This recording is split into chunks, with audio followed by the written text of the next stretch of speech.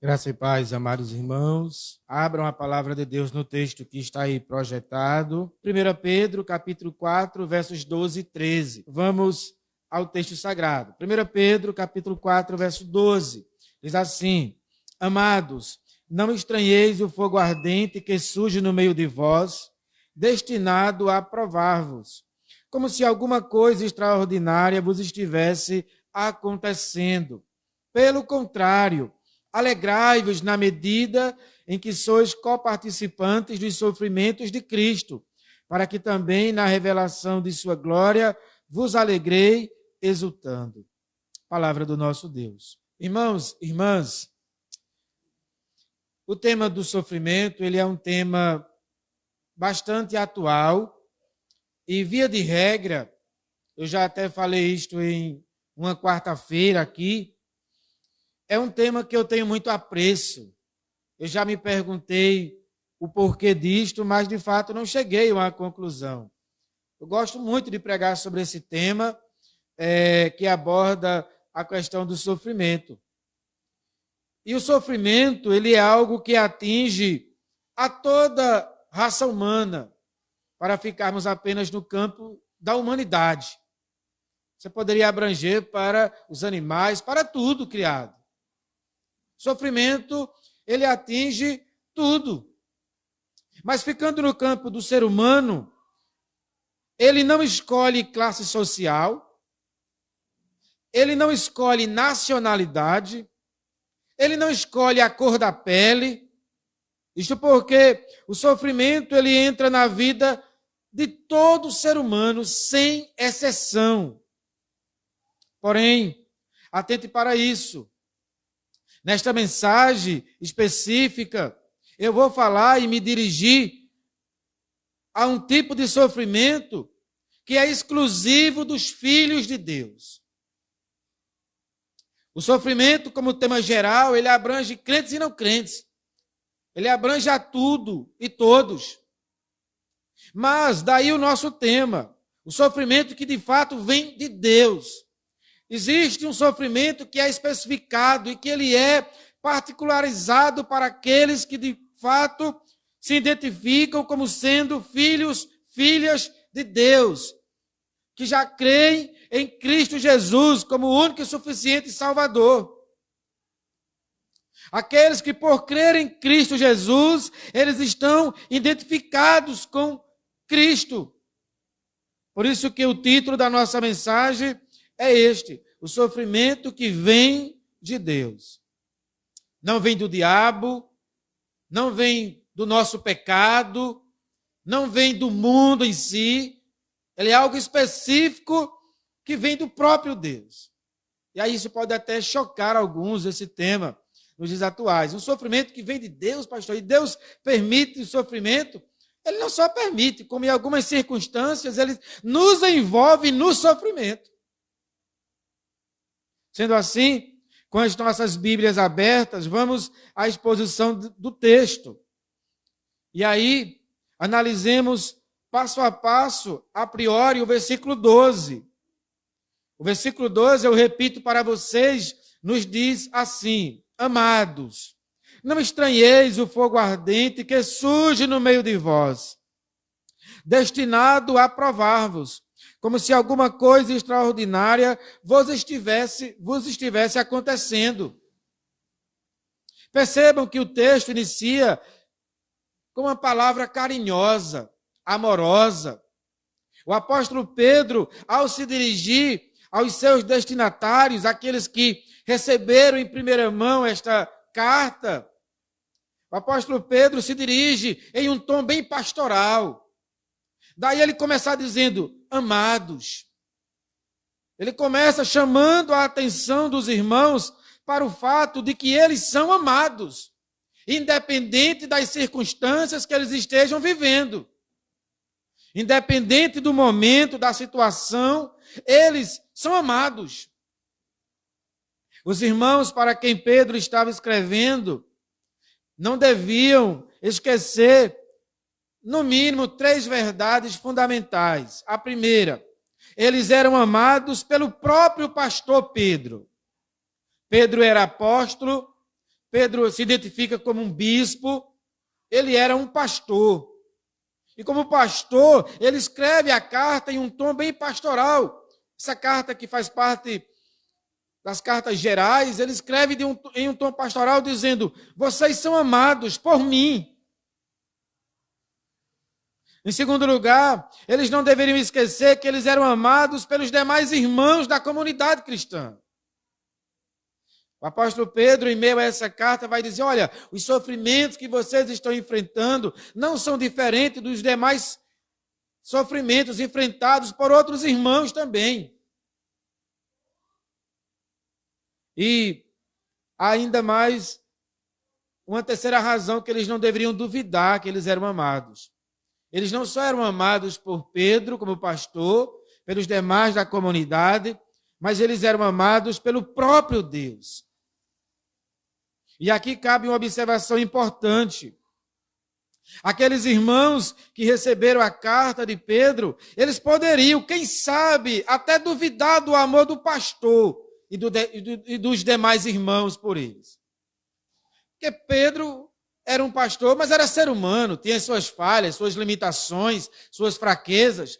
A comunidade também é composta de homens e mulheres que têm suas fraquezas, suas limitações.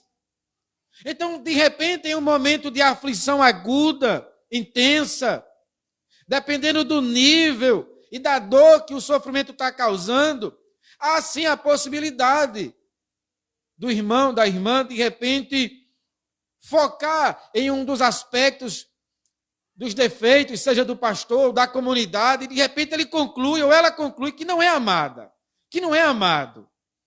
Eu acho que eu não estou sendo bem tratado pelo meu pastor, não sou bem tratado pela minha comunidade. Todavia, aqueles irmãos jamais poderiam duvidar do amor de Deus por eles. Poderiam até dizer: não sei se sou amado pelo pastor, não, ou se sou amado pelos irmãos, mas eles não deveriam jamais duvidar que Deus os amava. E sobre isso, essa questão do amor aos irmãos, eu abro aqui um parênteses, e particularmente eu fico a me perguntar, irmãos, sinceramente, será que os irmãos que eu pastoreio, vocês aqui, de fato se enxergam sendo amados por mim? Essa é uma reflexão que todo pastor deve fazer. Ao ele ler Pedro escrevendo a carta e dizendo amados, e sabendo que Pedro está se identificando ali, dizendo que aquela comunidade é uma comunidade amada, e nós sabemos, amada por ele, amada pela igreja, amada por Deus, todo pastor deve de fato se perguntar: será que os irmãos estão enxergando que eu amo a cada um deles? E aí eu me pergunto particularmente, será que eu tenho demonstrado, não apenas com meus lábios, mas afetivamente, com ações práticas, que eu amo minhas ovelhas? Não é? E aí essa é algo que nós devemos pensar. Isso aqui é mais no âmbito pastoral, não é? Mais uma mensagem conciliar para pastores. E a própria Bíblia, quando descreve no livro de Provérbios, vai dizer que nós devemos, de fato, conhecer o estado das nossas ovelhas. Então, ficam esses questionamentos. E, por favor, não respondo agora, viu? Ainda bem, eu fiquei... Ao escrever isso, eu disse: corre o risco de alguém se levantar na congregação e dizer: pastor, eu não estou sendo, não. Já imaginou? Né? Eu não ia fazer nada, só ia pedir perdão publicamente. Né? Porque se for isso, é porque eu devo estar falhando mesmo. Então, porém, meus irmãos, minhas irmãs, aqueles irmãos jamais deviam duvidar do amor de Deus. Jamais deviam duvidar do amor de Deus. Isso porque aqueles irmãos eram amados por Deus de maneira incondicional. Se não fosse assim, quando nós lemos em Romanos capítulo 5, verso 8, as palavras do apóstolo Paulo, não deixam nenhuma dúvida sobre o amor de Deus pela igreja. Agora, não só a igreja que Pedro mandou a carta, mas a igreja, de maneira geral, a igreja de ontem, a igreja de hoje, a igreja que continuará amanhã, até a volta de Cristo. Em Romanos 5,8 está escrito assim: mas Deus prova o seu próprio amor para conosco, pelo fato de Cristo ter morrido por nós, quando ainda éramos pecadores. Ou seja, o apóstolo Paulo escreve aos Romanos e diz: Deus prova o seu próprio amor para conosco, pelo fato de Cristo ter morrido por nós, quando nós ainda éramos pecadores. Então, a prova do amor de Deus não está na isenção do sofrimento em nossas vidas. Não, irmãos. A prova do amor de Deus está revelada, demonstrada na cruz. Na cruz, ele demonstrou que nos ama, porque lá na cruz, ele então enviou o seu filho para que ele fosse crucificado, para que ali ele fosse torturado, para que ali de fato ele chegasse a morrer, embora ressuscitasse para a glória do próprio Deus ao terceiro dia. Mas ele morreu por nós, e o texto diz, quando ainda éramos pecadores. Então jamais, se de repente você duvidar do meu amor, converse comigo depois, ou do amor de alguns irmãos. Isso pode acontecer pelas nossas limitações, falhas, e de repente pelas nossas falhas também em amar uns aos outros. Nós falhamos. Todos nós somos tendenciosos a negligenciar. Mas jamais devemos duvidar que somos amados pelo próprio Deus. E a prova do amor de Deus é que Cristo foi entregue, e Cristo foi levado à cruz do Calvário, e ali ele deu a vida por cada um de nós. E aí Pedro, então, ao demonstrar que aqueles irmãos eram amados, ele continua dizendo assim: amados, não estranheis o fogo ardente que surge no meio de vós.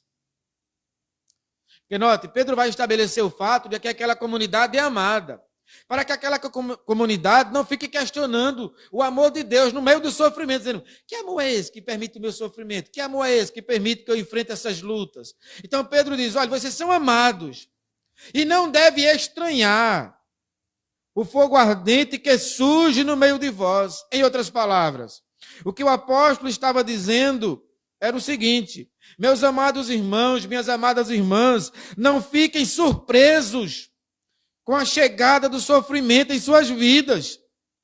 Note que palavra interessante. Pedro diz assim, não estranheis. A ideia é, sofrimento na vida do cristão em determinados momentos é algo normal e comum.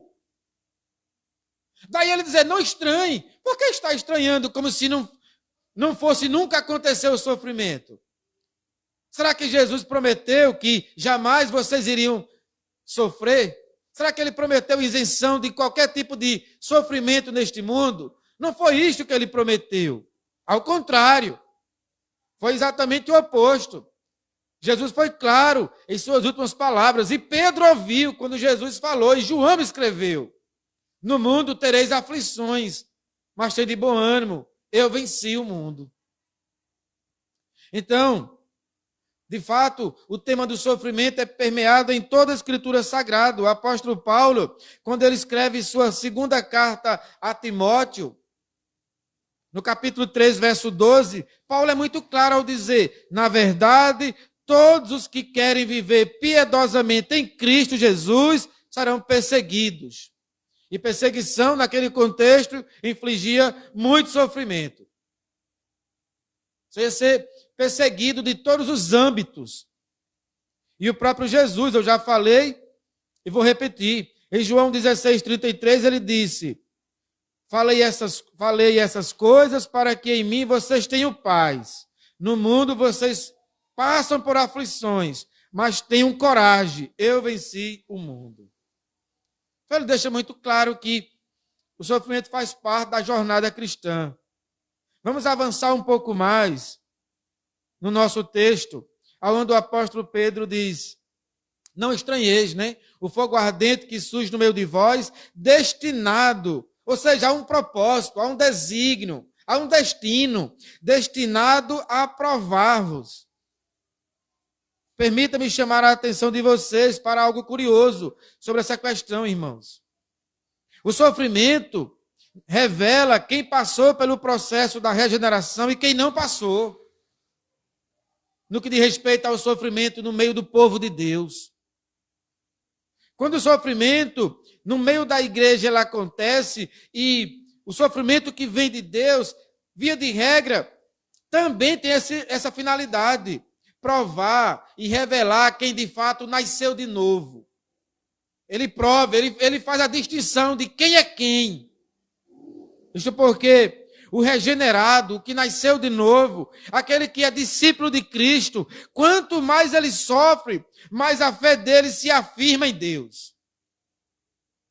Em meio ao sofrimento, ele se refugia em Deus, ele corre para Deus, ele busca mais a Deus. Ele vai concluir no final do sofrimento, quando passar as tribulações, quando agora ele estiver vivendo a bonança, ele vai chegar à conclusão e dizer assim: foi-me bom ter sido afligido, porque eu aprendi os teus decretos.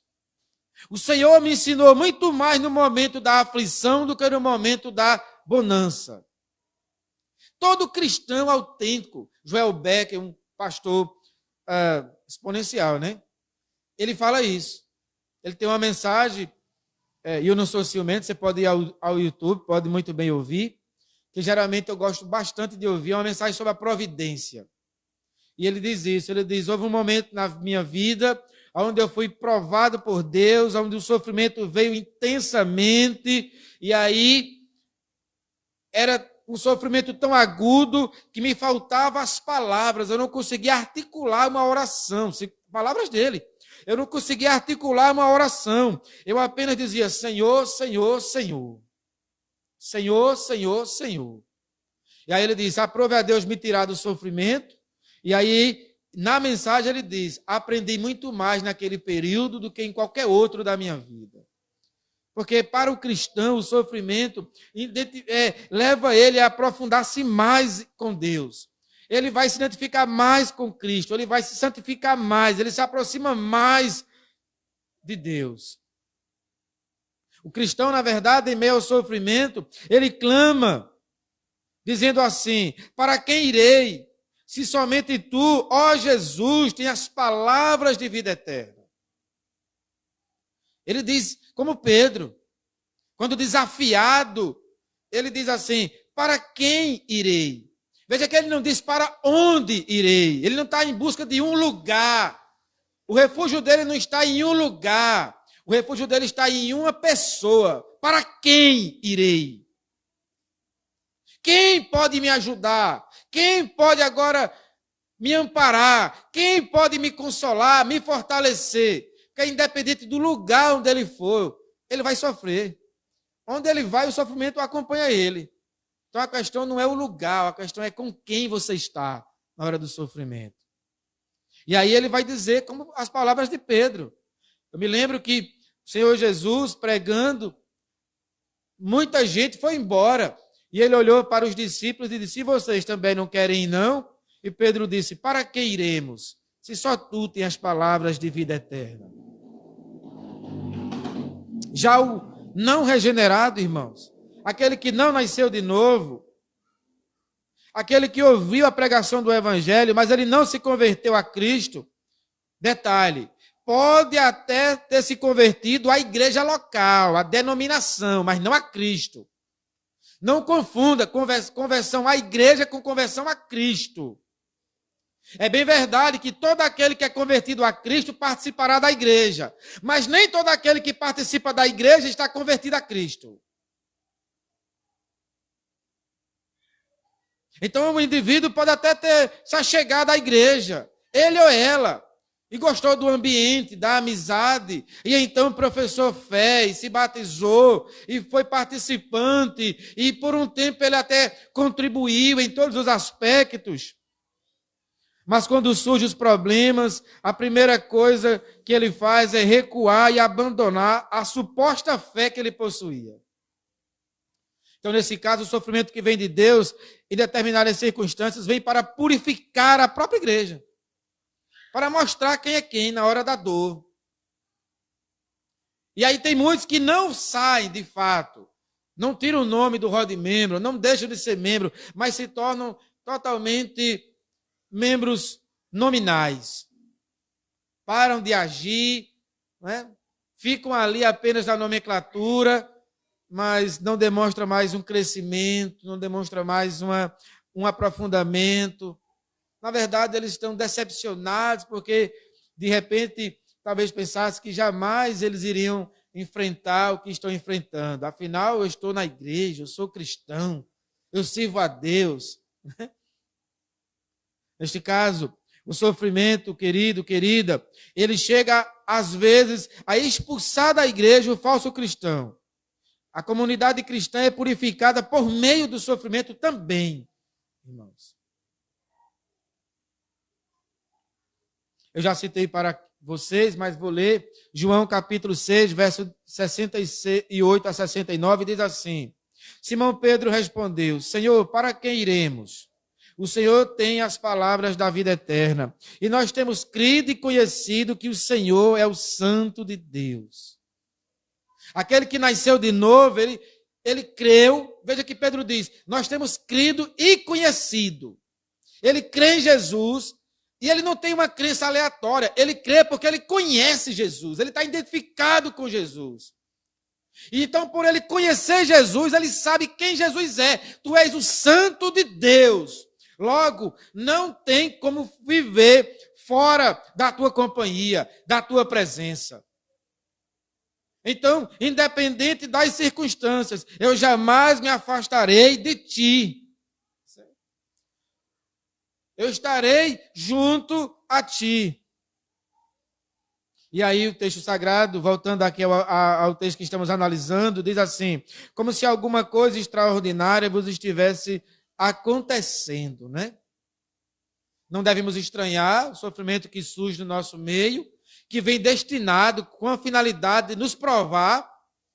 E ele continua dizendo, como se alguma coisa extraordinária vos estivesse acontecendo, como se fosse algo anormal. Não está acontecendo algo anormal comigo, isso não é normal. Pedro disse, não é nada extraordinário, não. Então, Pedro está dizendo aqui, via de regra, para aquele contexto da época, era muito mais. O normal é realmente a gente enfrentar essa dificuldade mesmo. Nem sempre vamos enfrentá-las. Deus não vai permitir que esse sofrimento se estenda por toda a nossa existência aqui. Não, ele vai mesclar, ele vai nos dar folga, ele vai nos dar dias de bonança, ele vai nos alegrar, ele vai nos abençoar. Mas, via de regra, não devemos estranhar quando chega o sofrimento, como se fosse algo extraordinário. Porque o céu ainda não é aqui. Nós já desfrutamos da vida eterna. Mas nós estamos ainda vivendo a tensão do sim, do ainda não. Ainda não estamos num estado de glorificação. Não, irmãos. Nós estamos ainda num processo de santificação. Nós estamos ainda caminhando, estamos no deserto. Embora a chegada em Canaã seja certa, e nada nem ninguém vai nos fazer retroceder ou perecer no deserto. Nós entraremos em Canaã, mas ainda não entramos. Então, na trajetória, ainda vamos enfrentar muitos inimigos, muitas adversidades. Mas o que nos fortalece é que o nosso Senhor está indo à frente, garantindo a nossa vitória. Mas a nossa vitória vem em meio às lutas que nós batalhamos. Ele garante a vitória, mas não significa que você não luta. Você luta, já sabendo o resultado final, mas tem que lutar. Então, o que o apóstolo está dizendo é que nós não devemos olhar para o sofrimento como se fosse algo anormal. De certa forma, para os cristãos, sofrer faz parte da vida que eles escolheram viver em Cristo. Converter-se a Jesus é estar sujeito aos mais variados tipos de sofrimentos. E aí, concluindo o verso 12, entremos agora no verso 13, que diz assim, pelo contrário, alegrai-vos na medida em que sois coparticipantes do sofrimento de Cristo, para que também na revelação da sua glória vos alegreis exultando.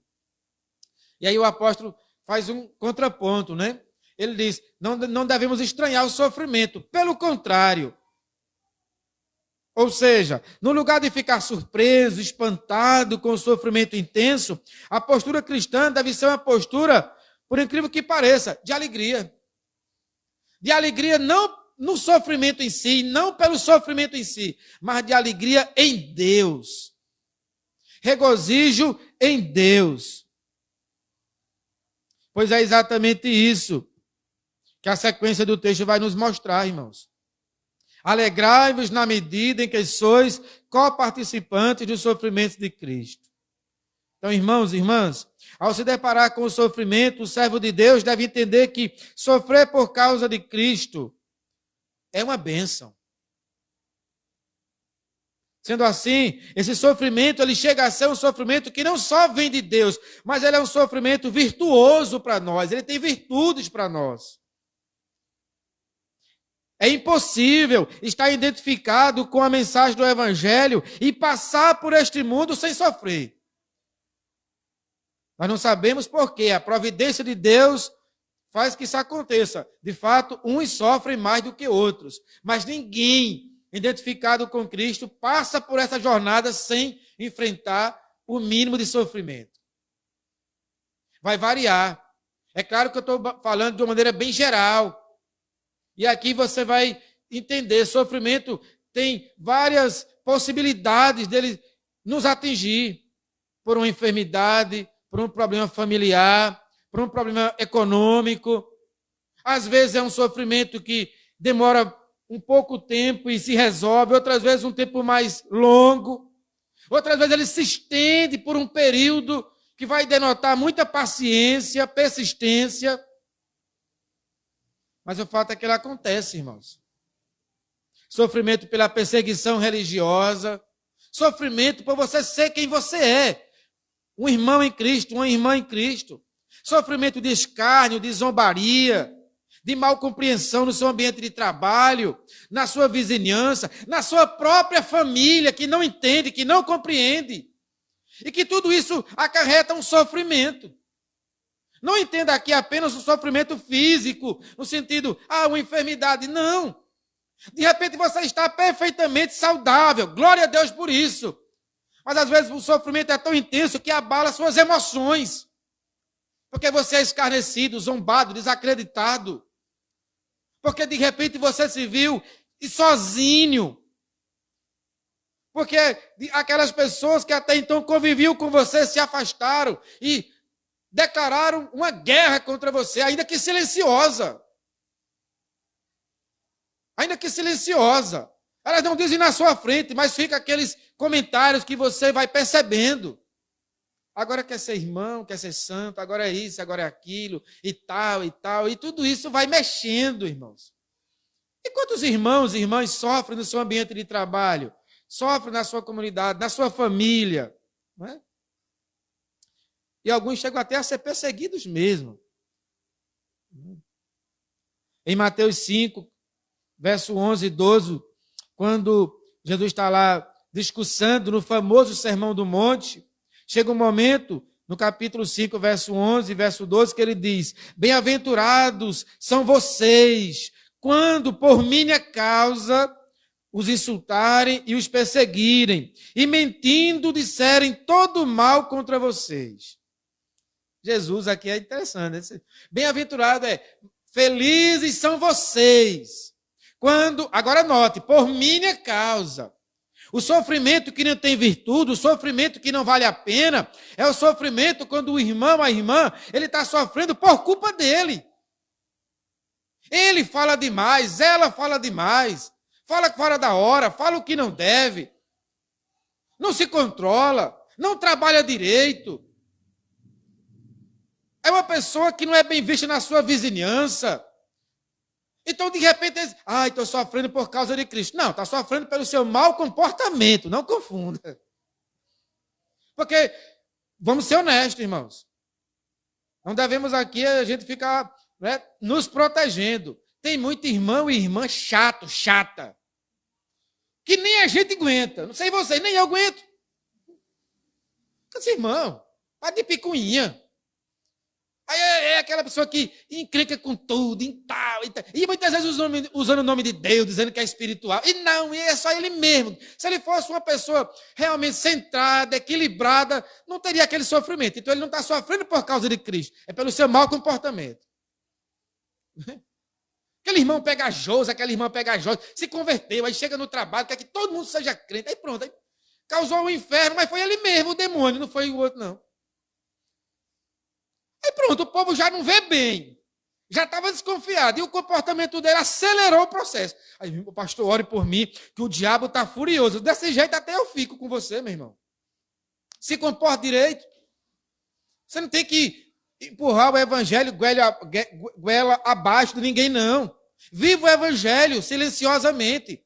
Trabalhe melhor, conserte os pontos que você falhava no seu trabalho. Dê exemplo sem falar nada. Haja corretamente. Pronto.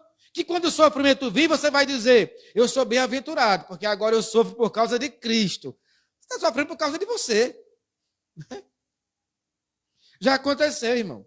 Um rapaz veio a mim e veio dizer, pastor, será que eu pequei? Eu disse, o que foi? Eu tive que demitir um rapaz que trabalhava comigo. Mas o que foi isso? Não, pastor, é porque assim, ó, veja bem, eu não sou crente, não. Mas se eu estiver pecando, porque ele até ainda joga praga, porque isso é praga, irmão. Contexto, como se fosse praga gospel. Deus não vai lhe abençoar, o trabalho não vai para frente. O rapaz veio a mim e disse, não, porque eu estou mintando agora minha micro, sou pintor e tem umas pessoas que me ajudam. Então eu estou praticamente começando. Peguei uma empeleite, chamei o rapaz, aí o rapaz veio. Mas, pastor, sinceramente, ele chega, e quando ele chega, passa 10 minutos orando. Então, todo mundo está trabalhando, ele está orando na hora, 10 minutos, ajoelhado, orando. E orando alto, e o povo zombando, e aquela... Então, tá difícil.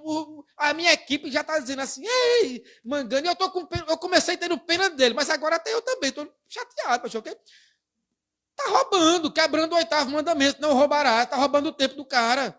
Está ganhando a diária 10 minutos ajoelhado orando, na hora de estar pintando. Aí, quando falta 10 minutos para sair, ele ora que é para abençoar o final do trabalho. Que ele orou para abençoar o início do trabalho. 10 minutos. Agora, se ele chega 10 minutos antes, né? E todo mundo pega ele orando. Não, mas ele chega, o pessoal já está ali se preparando. Aí ele vai orar. Abençoa Deus, o trabalho, não sei o quê. 10 minutos, todo mundo já está lá. Aí, quando falta 10 minutos, ele vai orar para abençoar o final. Aí eu não aguentei. Aí o rapaz disse até assim, eu até com medo de estar fazendo o errado, eu tirei porque eu estava com pena dele, da zombaria dos demais, mangando dele. Eu disse, não, você fez certo, porque de fato ele estava lhe furtando. Como assim, pastor? Não, ele estava roubando tempo. Você estava pagando, ele estava trabalhando menos que os outros. Não é esse tipo de sofrimento não, viu, irmão? Isso aí é um sofrimento que é ele o culpado. Ora, quando na verdade ele deveria ser o melhor pintor, esforçado, zeloso, né? E aí sim. Voltei aqui, irmãos. Então vejam bem, irmãos. O horário já está avançado e eu não quero me prolongar muito. Só quero dizer a vocês que quando nós somos perseguidos por causa de Cristo, nós devemos de fato nos alegrar. O Senhor Jesus diz, alegre-se e exultem, porque é grande a sua recompensa nos céus, pois assim perseguiram os profetas que viveram antes de vocês. Nota de rodapé, eu já disse isso em outras mensagens. Quando Jesus está falando isto, ele está discursando no famoso Sermão do Monte. Ali está, para vocês idealizarem na mente, ele está sentado, então, ao redor dele estão os 12 discípulos, e depois dos discípulos estava a multidão. Então, quem ouviu em primeira mão essas palavras foram os discípulos. Inclusive Pedro, que é quem agora está escrevendo a carta e dizendo, não estranho o fogo ardente que surge no meio de vós, destinado a provar vocês, como se alguma coisa extraordinária estivesse acontecendo. Pelo contrário, alegrem-se. Mas quando Pedro chama eles à alegria, Pedro não está falando de si próprio. Pedro já está simplesmente transmitindo o que Jesus havia ensinado e ele havia ouvido em primeira mão. Ele estava lá, até então Pedro não estava sofrendo. Pedro estava lá, Jesus estava ali, absorvendo todo o sofrimento. Mas Jesus estava ensinando e Pedro ouviu. Então agora Pedro está escrevendo. Por quê? Porque ele havia escutado da boca do Senhor Jesus. E o melhor, Pedro não era apenas um pastor de teoria, que apenas ensinava o que escutou. Pedro viveu o sofrimento na prática, na carne. Se aqueles irmãos mandassem uma carta de volta dizendo, para você é fácil, você foi discípulo, Pedro poderia citar essas palavras aqui que estão escritas em Atos dos Apóstolos, capítulo 5, verso 40 e 41, quando diz, então chamaram os apóstolos e os açoitaram, e ordenando-lhes que não falassem no nome de Jesus, os soltaram. E eles se retiraram do sinédrio, muito alegres por terem sido considerados dignos de sofrer afronta por esse nome. Nota de rodapé. Sabe quem estava aqui entre os apóstolos? Pedro. Então, primeiro, Pedro teve a aula teórica mesmo. O professor está lá ensinando, ele está na sala de aula, Jesus dizendo, olha, vocês serão bem-aventurados quando forem perseguidos, maltratados, por causa de mim. Ok, Jesus crucificado, sepultado, ressuscita ao terceiro dia, agora Pedro é o líder dos apóstolos. Então Pedro agora está experimentando o que ele aprendeu na teoria, porque Pedro está pregando, ensinando, propagando o evangelho. Aí ele é preso. E ali ele sofre violência psicológica, tortura psicológica, ele sofre tortura física, mas quando ele é solto, ele lembra da aula teórica. E daí o texto dizia assim, e eles se retiraram do sinédrio muito alegres por terem sido considerados dignos de sofrer afrontas por esse nome. Porque o que eles estavam sofrendo era por causa do nome de Jesus. Então eles disseram, vale a pena. Ele é verdadeiro. Tudo que ele ensinou, agora eu estou vivendo na prática. E aí depois disso, Pedro escreve a carta. Então Pedro ouviu, viveu aquilo que ouviu e agora está ensinando o que ele aprendeu e experimentou. E aí comigo e com você acha que é diferente, meu irmão? Você quer ficar só com a parte teórica sobre o sofrimento? Só com a parte boa? Com a aula de teologia, com as explicações, decifrando até o sinal da taxa de Caim referente ao sofrimento? Não, você vai aprender, mas depois o Senhor vai chamar a mim e a você a experimentar, para que você ganhe autoridade para ensinar a outros sobre o sofrimento. Porque quando você abrir os seus lábios, quando você mandar uma mensagem no WhatsApp, quando você se comunicar com o outro vai de fato entender e dizer, eu ouço ele, ela. Porque não só ele conhece, ele viveu na vida, ou está vivendo o sofrimento. E a maneira que ele lida com o sofrimento, então, credencia ele a fazer com que eu creia no que ele fala. Então é isso, irmãos. Nós seremos chamados a viver o sofrimento, irmãos. E aí, Pedro permanece dizendo assim, para que a revelação da sua glória. E aí, pensando nessa frase, eu cheguei a duas conclusões. Aqueles que se identificam com Jesus no sofrimento, também serão identificados com ele na exaltação, irmãos. A plena revelação da glória de Cristo acontecerá no seu retorno, na sua volta. Então Pedro está dizendo, olha, se aqui nós nos identificamos com Jesus no sofrimento, é porque isso vai se concretizar na revelação da sua glória. Somos dele, nada nos afastará. Então ele vai um dia se manifestar, e quando ele se manifestar, ele vai aniquilar, vai tirar de cena, ele vai, de fato, acabar com todo o sofrimento. E nessa esperança de que todo sofrimento terá um fim, de que todo sofrimento para aqueles que sofrem segundo a vontade de Deus, todo sofrimento vai ter um fim. Essa esperança deve nos levar a nos alegrar exultando, como Pedro diz, vos alegreis exultando. Se alegre na esperança de que um dia não existirá mais nenhum tipo de dor. Um dia o nosso corpo físico não mais vai nos incomodar. Receberemos um corpo glorioso, um corpo incorruptível, que não adoece, que não sente dores, Um dia ninguém mais vai nos perturbar. Ninguém mais vai nos azucrinar a mente, zombar da gente. Porque haverá uma separação entre aqueles que verdadeiramente estarão no reino e aqueles que estarão perdidos eternamente. Não haverá mais essa mescla, essa mistura. Um dia nós estaremos desfrutando de um paraíso onde de fato reina a felicidade plena, eterna, para a glória de Deus. Daí, Pedro diz, vale a pena a gente enfrentar agora o sofrimento. Sabendo, como diz Paulo em Romanos 8,18, Paulo diz, porque para mim tenho por certo que os sofrimentos do tempo presente não podem ser comparados com a glória a ser revelada em nós. Sabe o que eu acho lindo? É que a gente repete o texto, mas Paulo já está vivendo essa glória, não já não? Já se revelou, não plenamente, porque ele vai esperar por nós, para o juízo final. Mas ele já descansou não de todo o sofrimento dele. Então, quando ele escreveu, ele estava na expectativa, dizendo, irmãos, vocês que moram em Roma, que sofrem perseguições, saibam, eu estou certo que o sofrimento do tempo presente, ou seja, enfrentamos o sofrimento aqui, mas esse sofrimento não há de ser comparado com a glória a ser revelada em nós. E Paulo já desfruta dessa alegria. E nós que estamos aqui sendo consolados com a palavra que ele deixou, inspirada pelo Espírito Santo, também iremos desfrutar dessa alegria eterna, irmãos. A pergunta é, você crê nisso? Não é?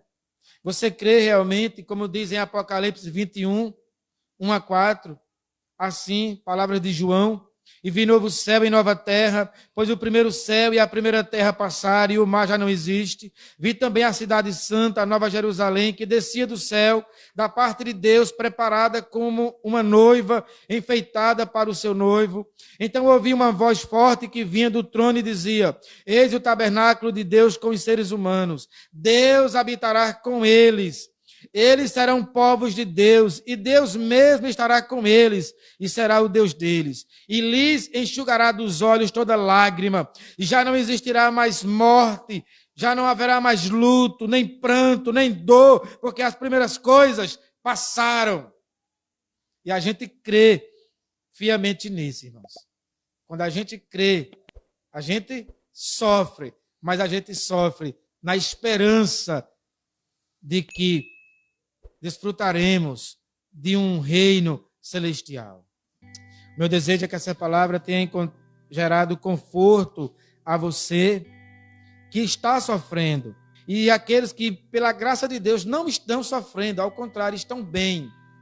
Que o Espírito do Senhor os prepare para, se chegar esse momento, vocês saibam lidar com ele, não estranhando, mas glorificando a Deus em meio ao sofrimento. Ó Deus amado, Deus eterno, em nome de Jesus, nós pedimos a Ti, Senhor, que abençoe-nos, ó Pai, na proporção que nós necessitamos. Aqueles que estão aqui, Senhor, aqueles que estão sofrendo por razões variadas, aqueles que estão nos assistindo também, que também estão sofrendo, que o Senhor traga o consolo, o bálsamo, e, acima de tudo, Senhor, um espírito crítico para consigo mesmo, não de condenação, mas de avaliação. Que venham concluir, entender que tipo de sofrimento é este. Se é um sofrimento que vem pelas ações erradas, pela imprudência própria, se é um sofrimento que vem como consequência de pecado, ou se é um sofrimento que vem exclusivamente de Ti para nos provar. Onde nós sabemos que somos pecadores, mas que neste sofrimento específico não fizemos nada para provocá-lo. Ao contrário, é a Tua vontade. Ó Deus amado, Deus eterno, que o Senhor assim esteja trabalhando em nossos corações e nos confortando, nos fortalecendo. Coloca em nós um ânimo novo, refrigera-nos, ó Pai, e nos fortalece, para que possamos prosseguir glorificando o Teu santo nome. Ó Deus, e que o sofrimento venha revelar em nós quem realmente somos, discípulos de Teu Filho Jesus. homens e mulheres que andam com Cristo, que creiam em Ti, Senhor, que Te adoram em espírito e em verdade. É isso que eu oro, em nome de Jesus. Amém e amém.